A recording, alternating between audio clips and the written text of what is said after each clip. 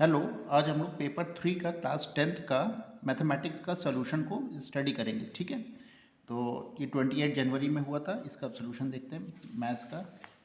तो मैथ्स में जो पहला क्वेश्चन था वो ये था, if alpha beta are the roots of the equation. ये एक हमें क्वाड्रेटिक इक्वेशन दी गई है जिसके हमें अल्फ़ा बीटा क्या है, रूट्स हैं। तो हमें इसकी वैल्यू पता करनी है। ठीक है, तो यहाँ पे आप लोग ध्यान से देखेंगे तो एक यहाँ पे एक क्यू नज़र आ रहा है और यहाँ पे एक क्यू नज़र आ रहा है। ठीक है, बाकी सब कुछ अल्फ़ा बीटा में है। ठीक है, तो इसको हम सॉल्व करते हैं।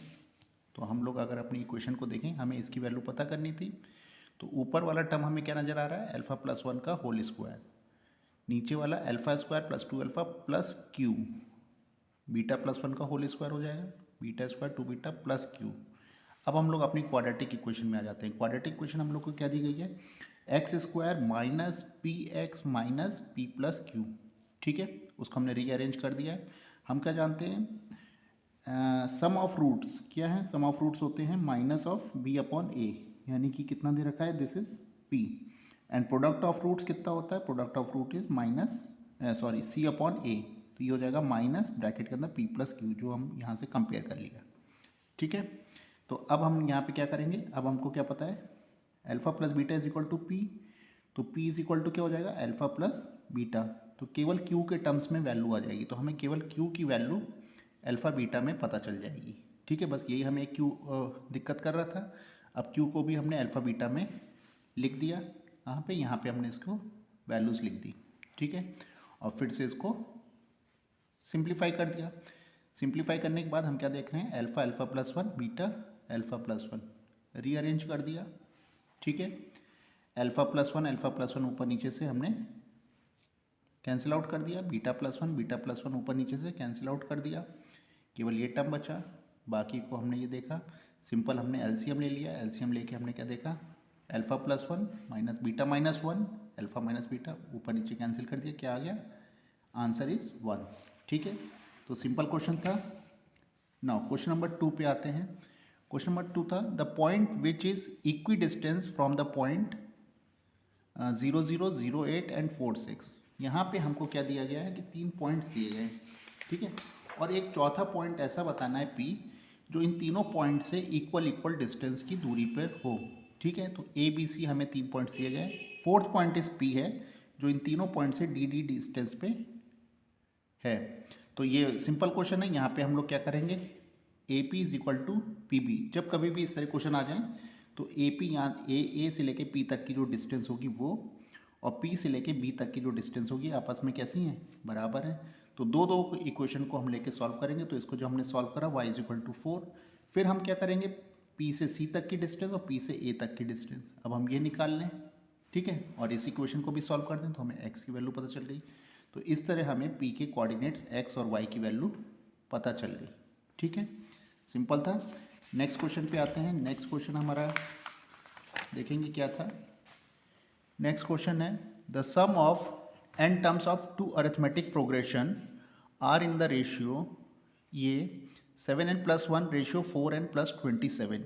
ये आपका क्लास 11th का AP का मेरे ख्याल से NCERT बुक का ही क्वेश्चन है, और या फिर आप लोग अपने क्लास 10th में देखेंगे तो रेफरेंस बुक का भी क्वेश्चन है।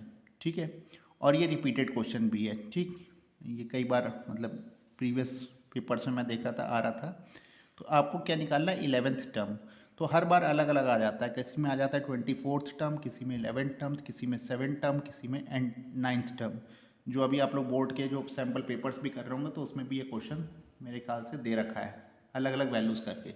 ठीक है, और ये सोल्यूशन समझ में नहीं आता है बहुत सारे बच्चों को कि ये मतलब किस तरीके से सॉल्व करा गया है। ठीक है, तो यहाँ पे इस चीज़ को बड़ा आसान तरीके से हम लोग इसको समझ रहे हैं। हमें 2 AP दिए गए और उनके सम का फॉर्मूला होता है n/2 ब्रैकेट में 2a plus n-1 into D. तो दो अलग अलग AP का रेशियो दिया गया है। तो एक को हमने स्मॉल a स्मॉल d माना है और दूसरी AP का कैपिटल A और कैपिटल D माना है। ठीक है, तो दो AP के सम का जो रेशियो है वो कितना दे रखा है, 7n प्लस 1 और 4n प्लस 27। ठीक, अब हम इसको अगर हम लोग n/2 तो कैंसिल आउट हो जाएगा, तो हमारा ये जो रेशियो है वो ये आ रहा है। ठीक है, अब अगर हम लोग 11th टर्म का रेशियो हमें क्या करना था, फाइंड करना था। तो यहाँ पे भी हमने वही करा है, 11th टर्म का जो रेशियो है a plus n minus one into D होता है, तो 11 माइनस वन यानी कि 10d। इसी तरह दूसरी वाली AP capital A plus 10 capital D। तो दो nth टर्म हमने निकाल लिए हैं, मतलब 11th टर्म के दो रेशियो। ठीक है, अब हमने क्या करा है, सिंपली इसको 2 से मल्टीप्लाई करना है। अब यहाँ पे थोड़ा ध्यान रखिएगा, हमें इसको और इसको कंपेयर करना है। तो यहाँ पे आपको क्या नज़र आ रहा है, 2 नज़र आ रहा है। बस यहीं पे सारी बुक्स में यही प्रॉब्लम है कि सही से उन्होंने सोल्यूशन नहीं बता रखा है कि कैसे हुआ। तो यहाँ पे आप क्या देख रहे हैं, 2a, और यहाँ पे क्या है, a है। यहाँ पे n-1 है, d है, यहाँ पे भी 10d। तो कुछ इस जैसा ही थोड़ा सा लग रहा है। तो हमने क्या करा, a को 2 कब बनाना है, तो हमने क्या करा, मल्टीप्लाई कर दिया न्यूमरेटर और डिनोमिनेटर में 2 से। ठीक, तो मल्टीप्लाई करने के बाद 2 से जब मल्टीप्लाई कर देंगे तो ये आ गया हमारा सिंपल, क्योंकि कोई फ़र्क तो पड़ेगा नहीं। अब हमने क्या करा, अब 20 को हम क्या लिख सकते हैं, n-1 के टर्म में हम क्या लिख सकते हैं, 21 माइनस 1, और 20 को भी क्या लिख सकते हैं, 21 माइनस 1d। अब हम इस टर्म और इस टर्म को क्या कर लें, कंपेयर कर लें। ठीक है, सिंपल। अब हम इस टर्म को बिल्कुल एकदम ऐसे ही लग रहा है जैसे ये टर्म है वैसे ये टर्म है। तो अगर हम कंपेयर करेंगे तो ये d भी वही है, और यहाँ पे ये कैपिटल D लिख देंगे। ठीक है ना, कैपिटल D। तो यहाँ पे ये टर्म और ये टर्म हमारा क्या है, बिल्कुल सेम लग रहा है। ठीक है, तो डायरेक्ट हम क्या देख सकते हैं, n की वैल्यू हमें कितनी मिल गई, 21। तो कंपेयर कर लिया तो हमें n की वैल्यू क्या मिल गई, 21। अब ये 21 वैल्यू यहाँ पे n की वैल्यू हम रख दें, जो भी होगा वही हमारा आंसर हो जाएगा। सिंपल है। ठीक है, तो हमने क्या करा, n की वैल्यू को 21 पुट कर दिया, आंसर आ गया 148/111। क्लियर। नेक्स्ट क्वेश्चन को स्टडी करते हैं। नेक्स्ट क्वेश्चन हमारा क्या है, एक फिगर दी गई है यहाँ पे, ये भी क्वेश्चन रिपीटेड है। ठीक है, मैं पहले ही बता दे रहा हूँ। आप लोग कई सारे लोग मतलब वीडियो में पूछ रहे हैं कि कैसे तैयारी करें, क्या करें। तो मेरे ख्याल से पेपर 3 और पेपर 4 बहुत ही स्टैंडर्ड हैं और बहुत अच्छे लेवल के क्वेश्चंस हैं, मतलब ये क्वेश्चंस ही अपने आप में बहुत अच्छे हैं। ठीक है, तो सबसे अच्छी टिप्स बस यही है कि आप इसके पेपर 3 और पेपर 4 जितने भी हों, चाहे वो बिग बैंग के हों, चाहे FTRE के हों, चाहे कोई भी हों, इसके 3rd और 4th ही आप केवल बस सॉल्व कर लीजिए। वो क्वेश्चन ही अपने आप में बहुत अच्छे हैं। अगर आपने इतने क्वेश्चन भी लगा लिए तो आप सारे पेपर आराम से सॉल्व कर सकते हैं। कोई आपको, मुझे नहीं लगता कोई एक्स्ट्रा कोई किताब उठाने की ज़रूरत है। कोई भी किताब आप रेफरेंस उठाते हैं या बुक, कोई भी कठिन बुक उठाते हैं, तो उसमें आपको 2 या 4 ही क्वेश्चन बस टिपिकल नज़र आते हैं, बाकी सब तो रिपीटेड टाइप के ही क्वेश्चंस होते हैं, सिंपल क्वेश्चंस होते हैं। तो बस 2 ही 4 टफ होते हैं, और वही 2-4 क्वेश्चन उन्होंने उठा के इस पेपर के अंदर रख दिए हैं। तो केवल आप ये पेपर की तैयारी कर ले रहे हैं ना, तो बहुत तैयारी कर लेंगे तो। लेकिन अगर आपको इसके एटलीस्ट, जैसे यहाँ पे दिया गया है अरिथमेटिक प्रोग्रेशन, तो अरिथमेटिक प्रोग्रेशन की आप ये मान लीजिए बिग बैंग में ही मतलब 2-2 पेपर हुए, और उसमें भी पेपर 3 और पेपर 4 इस तरह अगर आप देखेंगे तो मुझे लगता है कि 20 से 25 क्वेश्चन आपको AP पे मिल जाएंगे। और 20 से 25 क्वेश्चन अगर आपको AP के अच्छे क्वेश्चन मिल रहे हैं तो मेरे ख्याल से अब आप कोई भी क्वेश्चन सॉल्व कर सकते हैं। ठीक है, और अगर यही आप सिमेट्री के क्वेश्चंस देख सकते हैं, ट्रायंगल के क्वेश्चंस देख सकते हैं, तो मैथमेटिक्स को तो पूरा का पूरा एज इट इज़ सिलेबस वही है। मैथमेटिक्स का सिलेबस तो चेंज ही नहीं हुआ है। ठीक है, केवल बस फिजिक्स का सिलेबस चेंज हुआ है, थोड़ा सा केमिस्ट्री का सिलेबस चेंज हुआ है।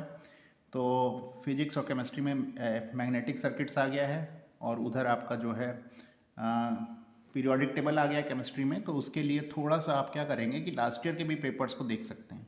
ठीक है, इतना भी अगर आप लोग कर लेते हैं तो बहुत ज़्यादा आप लोग स्टडी कर लेंगे, क्योंकि जितने भी क्वेश्चंस हैं वो सारे स्टैंडर्ड क्वेश्चंस हैं। ठीक है, बहुत अच्छे क्वेश्चंस हैं।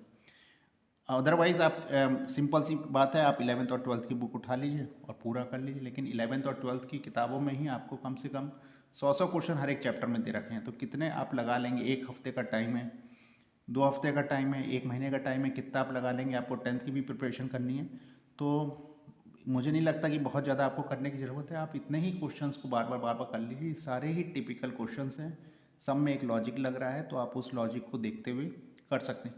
हाँ, अगर जब ये हो जाए तो उसके लिए आप प्रैक्टिस के लिए आप 11th और 12th की बुक उठा सकते हैं। और मुझे नहीं लगता कि 11th और 12th के बाद अब आपको इंजीनियरिंग और उसकी कोई किताब उठानी पड़ेगी, क्योंकि वो तो फिर बहुत ज़्यादा चलता चला जाएगा, उसके लिए तो फिर बहुत ज़्यादा हमें टाइम चाहिए। तो मैं केवल आप लोग को जो 10th की मेंटेलिटी है केवल उसके अकॉर्डिंग ही बता दे रहा हूँ कि ये क्वेश्चन किस तरीके से आप लोग कर पाएंगे। ठीक है, आप लोगों ने जितना पढ़ा है उसी के हिसाब से मैं क्वेश्चन को सॉल्व करने की कोशिश करता हूँ। ठीक है, अगर इनकेस आप लोग को भी कोई अच्छा कोई सोल्यूशन मिल रहा है, कोई सिंपल सोल्यूशन मिल रहा है, तो उसको आप कमेंट में लिख सकते हैं। हो सकता है कि कभी कभी जल्दी में सॉल्व करने के चक्कर में मुझसे भी कोई मिस्टेक हो जाए, तो हो जाती है, लेकिन आप उसको कमेंट में करके आप जो भी आपको नया सोल्यूशन मिल रहा है या कोई सिंपल सोल्यूशन मिल रहा है उसको भी आप कमेंट पे लिखते रहिए, ताकि कोई और अगर स्टूडेंट देखे तो उसको भी सही सोल्यूशन मिल जाए और एक आइडिया मिल जाए कि कैसे नए क्वेश्चंस को सॉल्व करा जा सकता है और कैसे सिंपल तरीके से करा जा सकता है। हर क्वेश्चन को 2-2 3-3 तरीके से हम लोग सॉल्व कर सकते हैं। यहाँ पे इंपॉर्टेंट होगा कि कितनी जल्दी आपको सॉल्व करना है। यहाँ पे टाइम प्रॉब्लम कर रहा है, सॉल्यूशन प्रॉब्लम नहीं कर रहा है। टाइम मतलब आपको टाइम के अंदर उस क्वेश्चन को सॉल्व करना है। तो कैसे आप करेंगे, क्या अप्रोच लेंगे, कैसे उस क्वेश्चन को सॉल्व करा जाए, कैसे आप ऑब्जेक्टिव को देखेंगे, ऑब्जेक्टिव से भी हम लोग जो ऑप्शंस हैं उनसे भी हम लोग आंसर निकाल सकते हैं। ठीक है, तो वो वाली ट्रिक्स तो मैं अब खैर आपको अभी नहीं बता सकता, क्योंकि डायरेक्ट केवल ऑप्शंस देख के ही हम बता दें कि हमारा क्या आंसर हो सकता है। ठीक है, तो इस तरीके के चीज़ों से वैसे तो अभी बचना चाहिए, लेकिन ये आपको करने से ही समझ में आएगा। क्लियर है? चलिए क्वेश्चन नंबर 14 में देखते हैं। क्वेश्चन नंबर 14 में ये भी मैंने कहा था आपको, ये रिपीटेड क्वेश्चन दे रखा है। तो यहाँ पे भी हमने क्या करा, simple OD upon OB is equal to OC upon OA। ठीक है, तो इसको हमने कर दिया OD is equal to OB, direct value put कर दी, x की वैल्यू क्या आ गई 9। सिंपल क्वेश्चन था। क्वेश्चन नंबर 15 में आते हैं। 15 में 1 roots of a quadratic equation is 2। इनमें से एक रूट क्या है, 2 है। ये क्वाड्रेटिक इक्वेशन है, इसमें कितने रूट होंगे, 2 रूट होंगे। तो एक रूट की वैल्यू दे रखी है, दूसरे रूट की वैल्यू हमें पूछी गई है। ठीक, तो यहाँ पे हम देखते हैं कि हमारी एक क्वाड्रेटिक इक्वेशन है। प्रोडक्ट ऑफ रूट्स क्या होते हैं, alpha into beta is equal to C upon A। तो कितना दे रखा है, -6 अपॉन 2। तो alpha into beta product of roots कितना आ गया, -3। लेकिन एक रूट की वैल्यू तो हमें दे रखी है 2, वो हमने 2 रख दिया। तो 2 बीटा इज इक्वल टू -3, तो बीटा यानी कि अदर रूट की वैल्यू कितनी हो गई, -3/2। तो ऑप्शन C करेक्ट है। ठीक है, नेक्स्ट क्वेश्चन पे आते हैं। यहाँ पे हम लोग मैथ्स के अगर देखेंगे तो नेक्स्ट क्वेश्चन आ रहा है, ये हमको एक ट्रायंगल दिया गया है। ठीक है, बहुत ही सिंपल क्वेश्चन है। ट्रायंगल है जिसकी ये 6√2 है, ये भी 6√2 है, ये 90 डिग्री है और ये भी 90 डिग्री है। ठीक है, और ये नीचे का जो पूरा बेस है ये 12 है। ठीक है, तो इस ट्रायंगल को हमने फिर से इसको ड्रॉ कर लिया। ठीक है, तो अब ये आपको ट्रायंगल BDC में अगर आप लोग चले जाएं, BDC में तो D is the mid point. ठीक है, तो DC कितना हो जाएगा, 6 है, और ये BC कितना है, 6√2 है। तो चाहे हम इसको ऐसे सॉल्व कर लें पाइथागोरस थ्योरम से, हमें BD की वैल्यू फाइंड करनी है, या हम लोग ट्रिग्नोमेट्री से भी सॉल्व कर सकते हैं, sin C is equal to BD upon BC करके भी। तो BD की वैल्यू कितनी आ गई, 6 आ गई। ठीक है, और इसको आप किससे कर सकते हैं, पाइथागोरस से भी सॉल्व कर सकते हैं। यहाँ पे आपको ये 45 दिख रहा है, ये भी 45 दिख रहा है, ये 6 है, तो ये भी क्या होगा, 6 होगा। डायरेक्ट आपको देखने से ही पता चल रहा है। ठीक है, यहाँ पे पूछा गया एंगल A बताइए कितने डिग्री का होगा। तो ये आप डायरेक्ट देखते ही बता सकते हैं कि ये एक आइसोस्केल ट्राइंगल है। तो angle A is equal to angle C, और B एंगल हमारा 90 डिग्री गिवन है, तो ये 45 डिग्री का ही होगा। ठीक है, ऑप्शन C। नेक्स्ट क्वेश्चन पे आते हैं। ठीक है, यहाँ पे नेक्स्ट क्वेश्चन हमको क्या दे रखा है, नेक्स्ट क्वेश्चन हमें दे रखा है tan² C plus tan² A की वैल्यू हमें पता करनी है। ठीक है, तो tan² 45 degree plus tan² 45 degree, क्योंकि C और A हमारे 45 डिग्री हैं, तो 1 + 1 इज इक्वल टू 2। तो ऑप्शन C इज करेक्ट। ठीक है, सिंपल क्वेश्चन थे एकदम। अब अगले क्वेश्चन पे आ जाते हैं। यहाँ पे हमको ये क्वेश्चन अच्छा है। यहाँ पे हमको एक पॉलिनोमियल दे रखी है x⁵ वाली, और हमको ये दो आंसर देने हैं कि ये is divisible by x+2 and x+1। तो हमें वैल्यू पता करनी है -p+q की। ठीक है, तो इस क्वेश्चन को सॉल्व करते हैं। एक पॉलिनोमियल आपको दे रखी है और वो इन दोनों से क्या है, डिविजिबल है, यानी कि डिविजिबल है, तो यानी कि ये इसका क्या होगा, इसका जो रिमाइंडर होगा वो 0 होगा अगर हम इसे डिवाइड करेंगे तो। और दूसरी चीज़, अगर हम ये वैल्यू इसमें डायरेक्ट पुट कर दें तो ये इसको क्या करेगा, सेटिस्फाई भी करेगा, यानी कि equation should be equal to 0, यानी कि रिमाइंडर तो कोई बचना नहीं क्योंकि इसका ये फैक्टर है। तो x इज इक्वल टू -2 रख दें और x इज इक्वल टू +1 रख दें। ठीक है, ये दो वैल्यू आएंगी। तो हमने x इक्वेशन में -2 रख दिया और यहाँ पे +1 रख के सॉल्व कर दिया, तो हमारे पास दो इक्वेशन आ गई। 2p + q is equal to -26 और -p + q -5 आ गई। अब हमसे पूछा गया था -p + q की वैल्यू कितनी होगी, तो -p + q की वैल्यू कितनी है, -5। तो ऑप्शन ए, ये तो डायरेक्ट सॉल्व हो गया। क्वेश्चन नंबर 34 थोड़ा सा टिपिकल था। यहाँ पे क्या है कि अगर हम इसको इससे डिवाइड करें तो हमारा रिमाइंडर आता है 3x + 2। तो हम पहले इस इक्वेशन को इससे डिवाइड करते हैं। ठीक है, तो इस इक्वेशन को अगर हम इससे डिवाइड करेंगे तो ये थोड़ा सा आप ध्यान से इसको डिवाइड करते आएगा। x की पावर 5 लाना है तो x की पावर 3 से हम डिवाइड करेंगे। ठीक है, तीनों टर्म से, फिर इसको सब्ट्रैक्ट कर देंगे, फिर हम 4x - 4x² से करेंगे, फिर इसको पूरा जितने भी टर्म है काटते आएंगे, फिर हम 11x से करेंगे, फिर हम -25 - p से हम डिवाइड करेंगे, तो फिर पूरे टर्म काट देंगे। अब ये हमारा लास्ट कांस्टेंट टर्म आ गया। अब इसके बाद जो भी आएगा वो हमारा टर्म क्या होगा, दिस इज, ये मेरा क्या हो गया, रिमाइंडर हो गया। ठीक है, पर यही रिमाइंडर हमको क्या दिया गया है, यही रिमाइंडर हमको दिया गया है 3x + 2। ठीक है, तो ये रिमाइंडर यानी कि ये रिमाइंडर आपस में कैसे होंगे, बराबर। तो यहाँ पे हम क्या करें, कंपेयर कर लें वेरिएबल को वेरिएबल के साथ, कांस्टेंट टर्म को कांस्टेंट टर्म के साथ हमने क्या करा, कंपेयर कर लिया। तो कंपेयर करने से हमारी आ गई 3p + q 53 is equal to 3 और इधर आ गई 2p + 54 इज इक्वल टू 2। यहाँ से हमें p की वैल्यू मिल गई -26 और -26 वैल्यू अगर हमने इस वाले में पुट कर दिया तो हमें q की वैल्यू मिल गई 28। और हमसे पूछा क्या गया था, q - p की वैल्यू बताइए। तो q - p की वैल्यू कितनी हो जाएगी, 54।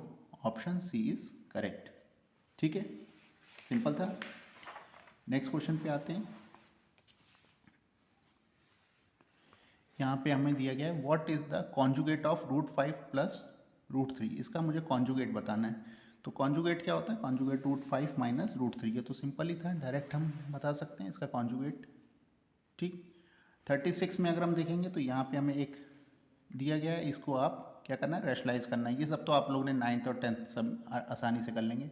तो इसको आप रैशनलाइज करेंगे तो यानी कि √5 - √3 से ऊपर नीचे क्या करेंगे, मल्टीप्लाई कर देंगे। तो √5 - √3 से ऊपर नीचे मल्टीप्लाई कर दिया और ये क्या हो गया, a² - b² वाली प्रॉपर्टी आ गई। सिंपली इसको सॉल्व कर दिया, ये वैल्यू आ गई। हमारा ऑप्शन बी इज़ करेक्ट। तो इस तरह पूरा ये सोल्यूशन मैथ्स का हो गया।